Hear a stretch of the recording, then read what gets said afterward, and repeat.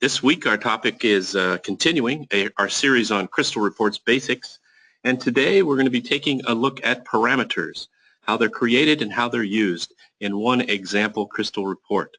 So I have here on the screen the Report and Layout Manager from a demo SAP Business One system, and I'm going to take a look at a Crystal report that has parameters and explain to you how they work, how they're created, and how you have to set them up, just as basic information about this.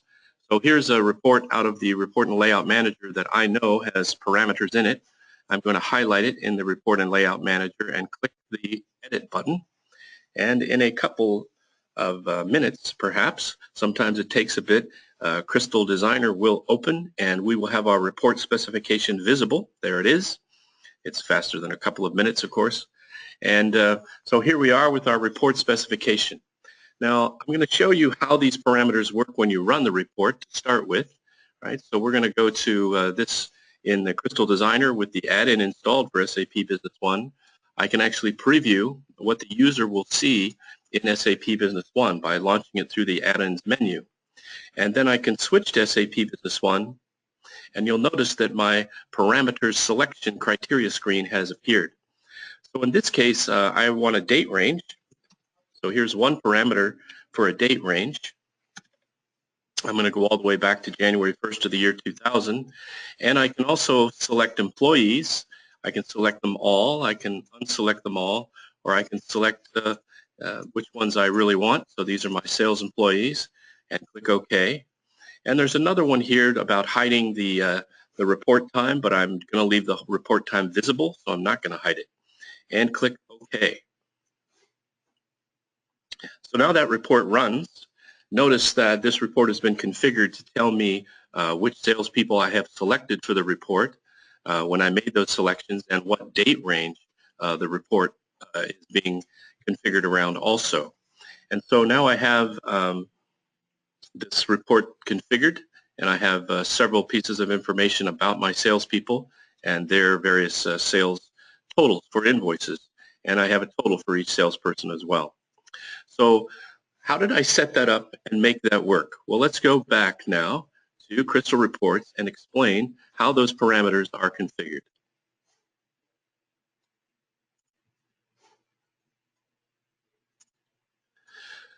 So here is our report specification again in Crystal Reports. I'm going to slide something out of my way and hope that I am not going to have trouble seeing my Field Explorer. I don't. There we are. So here's my Field Explorer on the screen, as you can see as well. So in the Field Explorer, which you get to from the View menu, by the way, so you can ask to view the Field Explorer, it really is the primary tool that I use in the design mode to create a Crystal report and manage it. I can go to their parameter fields. And when I expand parameter fields, you'll notice that I have many different parameters that are configured. The two primary ones that we want to focus on for today are going to be the salesperson's parameter and the doc dates parameter. Many of the others, like the titles and the separators, I'll show you when we run the report again what those do. And the print time is one that just is that's that little checkbox to hide the print time. But many of these are just sort of for artistic purposes in the parameter prompt screen that the user sees. But let's take a look first at the one for salespersons. So a parameter needs a name. Now, to create a parameter, like the one that we see on the screen, we simply would go to the parameter fields main line here where you see my cursor, and you would right-click and select New. If I close this momentarily, I can show you exactly what I mean. Right-click on Parameters and select New, and it gives me a new blank screen to create a parameter within. I already have them created, so I'm just going to open them and tell you about them. Now, a parameter has three parts to the name. We call it a token. The first part is simply a name, salespersons. There's an @ symbol. There's no space between them. And then there's any valid Business One select statement. This one says select SLP name from OSLP. That is the salesperson's name from the salesperson's table. I have to tell it what type of parameter it is. This is text, so this is a string. This value is always static in SAP Business One. I can enter this prompt text. This is what the user is going to see when the report runs. It tells them to select their sales employees, right? And down below, I have three settings that are very important, which is allowing multiple values is true, allowing discrete values is true, and allowing a range of values is false. Now, depending on how I set those value settings, I get a different type of parameter. The one that we're going to see is the ability to select multiple discrete values, which comes to me in the form of a list and checkboxes. So that's what I get when I choose them in this particular fashion: true, true, and false. So I have this parameter set up, but I have to not just set up the parameter, I also have to apply the parameter. I apply the parameter to the report from the report menu, select expert,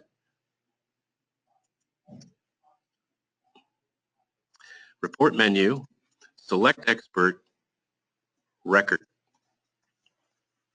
And here I have a tab for OSLP sales name. So when I create it for the first time, I select the OSLP sales name and I apply the parameter by saying it's equal to, and when I select from the list, typically I don't have a connection there, I see it in my list right there. Select salesperson, select SLP name from OSLP. That's the one that I select, and that becomes the basis for my application of the parameter. Okay? There's another parameter that's created for dates, doc dates. So we'll take a look at that parameter and see how it is set up. The name of this one is simply doc dates @. Not all parameters require a SQL select statement afterwards. Its type is a date. Its list of values is static, of course. There's a prompt text, select date range. And those value settings, multiple values is false, discrete values is false, but a range of values is true.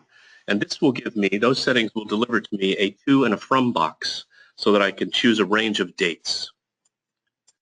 Now, how is that one applied? It's in the same place, report, select expert, record. And if I take a look at the tab for OINV doc dates, I'll see that when it comes to OINV doc date, I'm going to choose, not any value, but a formula, right? So it's a formula that I'll choose. And the formula that I need to type in is to tell it that the OINV doc date is greater than or equal to the minimum value of the doc dates parameter I will choose at runtime. And the OINV doc date is greater than or equal to the maximum value of the doc dates parameter I will choose at runtime. So this little formula can be used a lot of times where I just need to change the table names from OINV to another table. This is invoices, of course, but if it was orders, that OINV could change to ORDR very simply, and I can apply this to a report about sales orders. So I've created and applied those parameters. So when I run the report, I can preview it in Business One, then click Business One. I see my parameter screen. Because of the way I set up my date parameter, I have the command here that I typed in the prompt text, select date range, and I get a calendar picker, but most of the time I find it faster to simply type the date. And in case you didn't know, anytime you see a date field, you can enter any alphanumeric character in SAP Business One. I always use T for today, and then if you hit the tab key, it returns today's date. But it could be any alphanumeric character. It doesn't have to be a T. On the sales employee side, that parameter is here, and again you see the prompt text, select sales employees, and I can select from the checkbox list. And the reason I got that checkbox is because I said multiple values true, discrete values true, and a range of values is false. And that gives me this multiple values selection checkbox screen.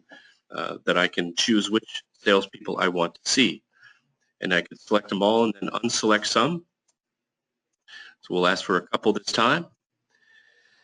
And this time I will check this box, give you an example of how that little yes or no type of parameter can work. And I said I was going to explain this, so you'll see, remember we had parameters that were title. That's what a title is. It's just a report parameters title. And all of the ones that said line 1, line 2, line 3, those are little division lines that you can place in order the way you want to see the parameters set up. Now, once I've made my selections, I can click OK, and my report will preview in SAP Business One. And again, you can see that this time I only selected 2 salespeople, so only Brad Levine and Brad Thompson are listed.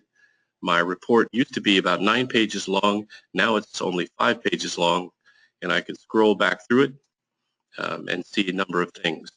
Also, just so you'll know, in the Crystal Reports viewer, there's certain things that I can do. My report does have groups in it.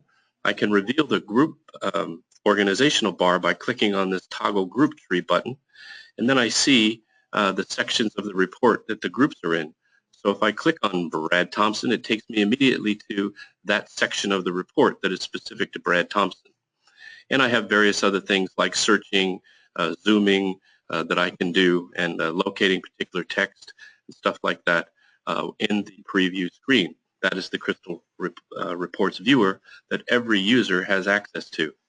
So that was a very quick illustration, demonstration about the creation process and the usability process for parameters in SAP Business One Crystal Reports, Crystal Designer. If you're interested in learning more about how to do that, I encourage you to locate the How to Work with Crystal Reports in SAP Business One document off the Total Care Customer Resources SharePoint site, and or register for one of my Crystal Reports classes, and hope to see you at one of those soon. Thanks for attending this week's session of Wednesday Web Chat. Before I sign off here, I'm just going to see if there were any specific questions. I do think I see one. Just a moment. I can get it to stay open there, but it's giving me a hard time. See if I can separate it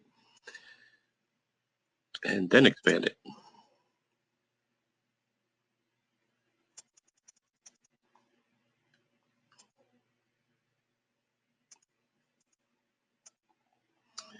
For the OSLP parameters, you have the custom value selected. What does that do for you?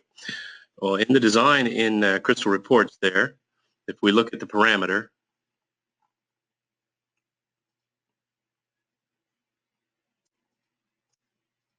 for salesperson,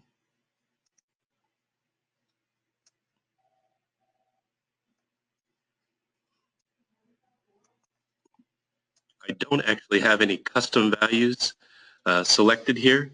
So the only settings in Business One that really matter and have any value for the user of Business One are the ones that I was showing you.